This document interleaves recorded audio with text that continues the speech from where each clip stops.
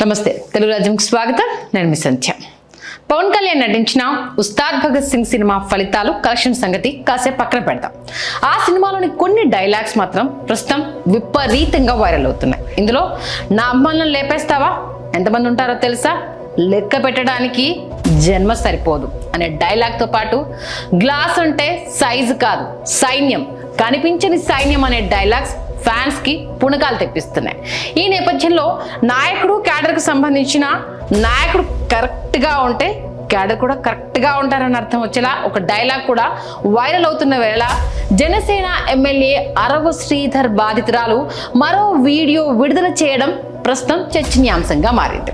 Railway Koduru Janasena MLA అరవ శ్రీధర్ పై ఓ మహిళ లైంగిక ఆరోపణలు చేసిన సంగతి తెలిసిందే కదా. దీనికి తోడు పలు వీడియోలు కూడా ఆవిడ విడుదల చేసింది. దీంతో ఈ వ్యవహారం ఎంత పెద్ద చర్చనీయాంశంగా మారిందో మనందరం చూస్తాం.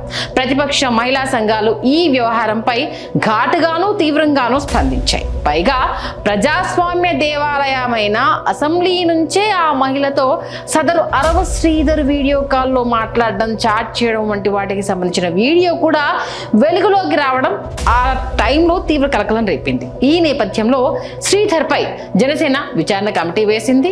ఈ వ్యవహారం ఆ విచారణ కమిటీతో కాస్త సద్దుమణిగినట్లు కనిపించింది. ఇక ఫిబ్రవరి 3న జనసేన పార్టీ 3 సభ్యులతో ఏర్పాటు చేసిన విచారణ కమిటీ ముందు అరవ శ్రీధర్ హాజరయ్యారు. అనంతరం ఆయన మీడియాతో మాట్లాడారు. తన వివరణ మొత్తం అధిష్టానానికి చెప్పినట్టుగా ఆయనకి తెలిపారు. అన్ని వివరాలు ఆల్మోస్ట్ ఆల్ సమర్పించేశాను, పార్టీ నిర్ణయం తీసుకుంటుందని అక్కడి నుంచి ఆయన వెళ్ళిపోయాడు. అయితే విచారణ కమిటీ ముందు ఆయన ఏం వివరణ ఇచ్చారు, ఆయన వివరణ సదరు బాధితురాలు విడుదల చేసిన వీడియోల వ్యవహారం వంటి వాటిపై జనసేన విచారణ కమిటీ ఏ మేరకు క్లారిటీ తీసుకుంది, ఏ మేరకు క్లారిటీ ఇచ్చింది అనే విషయం అయితే ఇప్పటి వరకు వెలుగులోకి రాలేదు. ఈ నేపథ్యంలో ఈ వ్యవహారంలో అటు ఆరోపణలు ఎదుర్కొంటున్న అరవ శ్రీధర్ కు జనసేన పార్టీ విచారణ కమిటీ క్లీన్ చిట్ ఇచ్చిందా, లేక ఆయనపై అధినేత చర్యలకు ఉపక్రమించారా? అది కాకపోతే 4 రోజులు సైలెంట్ గా ఉంటే అన్నీ సత్తుమణిగిపోతాయి అనేసని అనుకున్నారా? అంటే ప్రజల్లో ఆల్మోస్ట్ ఆల్ చిన్న గీత ముందు పెద్ద గీత అన్నది ఉంటుంది కదా, ఇంకోటి వస్తే ఎలాగో ఈ చర్చ తెరమరుగైపోతుందని అన్న భావించారనే విషయాలపై స్పష్టత అయితే కరువైంది.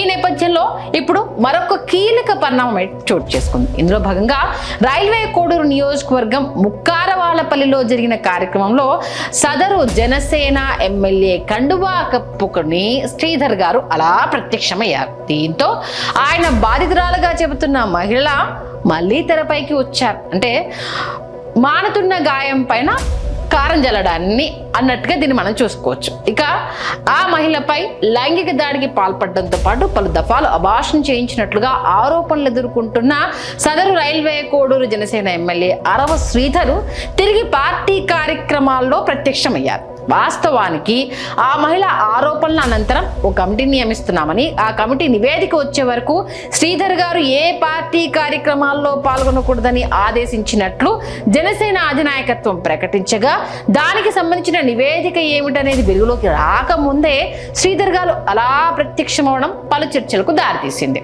సరిగ్గా ఈ సమయంలోనే కూటమి ఎమ్మెల్యే అరవ శ్రీధర్ బాధితురాలు అదను చూసి మరో వీడియోను విడుదల చేశారు. ఇందులో భాగంగా శ్రీధర్ పై జనసేన వేసిన కమిటీ రిపోర్టు ఎంతవరకు వచ్చింది, ఇంతవరకు ఎందుకు బయటికి రాలేదు అని చెబుతూ కమిటీ రిపోర్ట్ రాకుండా పార్టీ కార్యక్రమాలకు ఆయన గారు ఎలా హాజరవుతాడు అంటూ ఆమె ప్రశ్నించింది. ఇక అదే క్రమంలో అరవ శ్రీధర్ కు పవన్ కళ్యాణ్ అంటే లెక్కే లేదా, లేదంటే ఇంటర్నల్ గా శ్రీధర్ కు క్లియరెన్స్ సర్టిఫికెట్ ఇచ్చారా, ఒకవేళ కమిటీ రిపోర్ట్ ఇస్తే మాకెందుకు చూపించలేదు, మాకెందుకు చెప్పలేదండి అంటూ ఆమె ప్రశ్నిస్తుంది.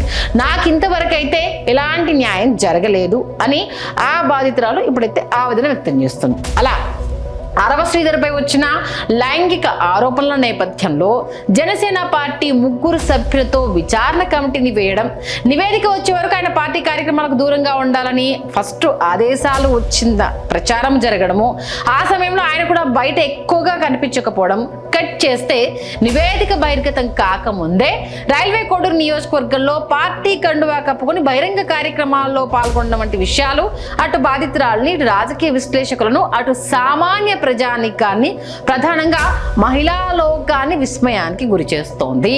ఇక్కడ ప్రధానంగా గమనించాల్సిన విషయం ఏంటంటే, ఈ రోజుల్లోని రాజకీయాల్లో ఏ విషయాన్ని దాచలేరు, తొక్కిపెట్టలేరు.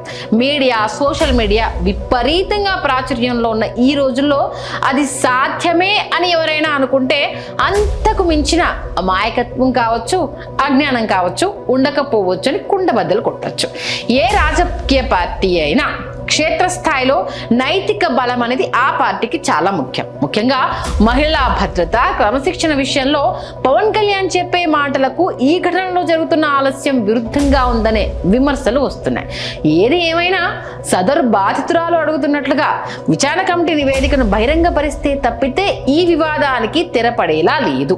ఈ నేపథ్యంలో తీవ్ర వివాదాస్పదమైన అంశంపై జనసేన పార్టీ నుంచి అధికారికంగా ఏదైనా ప్రెస్ నోట్ లేదా వివరణ వెలువడుతుందో లేదో వేచి చూడాలి. దీంతో ఇది పవన్ క్రెడిబిలిటీకి, జనసేనలోని క్రమశిక్షణకు నీలి లిట్మస్ టెస్ట్ లాంటిది అని చెప్పినా అతిశయోక్తి కాదని అంటున్నారు పరిశీలకులు. కాగా ఫిబ్రవరి 26న మరో వీడియో విడుదల చేసింది బాధితురాలు. ఈ ప్రభుత్వంపై నమ్మకం పెట్టుకుని తాను బయటికి వచ్చి తనకు జరిగిన మోసాన్ని వివరించానని, అలా వస్తే హనీ ట్రాప్, రాజకీయ కుట్ర అంటూ తీవ్ర ఆరోపణలు చేస్తున్నారని ఆవేదన వ్యక్తం చేసిన సంగతి తెలిసిందే. కాళ్ళు పట్టుకుని బ్రతిమాలుకున్న గత నెల రోజుల నుంచి ఎలాంటి న్యాయం జరగలేదని ఆమె వాపోయారు. అదే క్రమంలో అధికార పార్టీ తనకు న్యాయం చేయకపోతే ప్రతిపక్ష పార్టీ సాయం కోరడంలో తప్పేముందని ఈ సందర్భంగా బాధితురాలు ప్రశ్నించారు.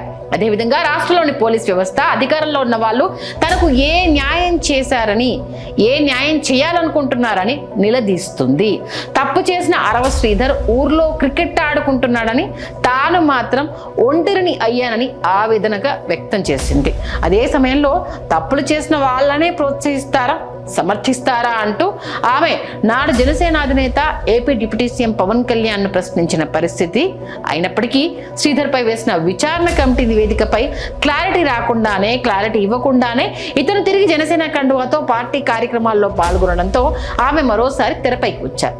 మరి ఈ వ్యవహారం ఏ కొలిక్కి వస్తుందనేది వేచి చూడాలి. హలో, తెలుగు రాజ్యం ఛానల్ చూస్తున్నారా? సామాజిక, రాజకీయ, జీవన చిత్రణే తెలుగు రాజ్యం. అతిశయోక్తులు, అసత్యాలు ఉండవు. రాజకీయ కోణం కాదు, ప్రజా కోణమే కొలబద్ద. తెలుగు రాజ్యం వీక్షణ మీ ఉత్తమ అభిరుచికి నిదర్శనం.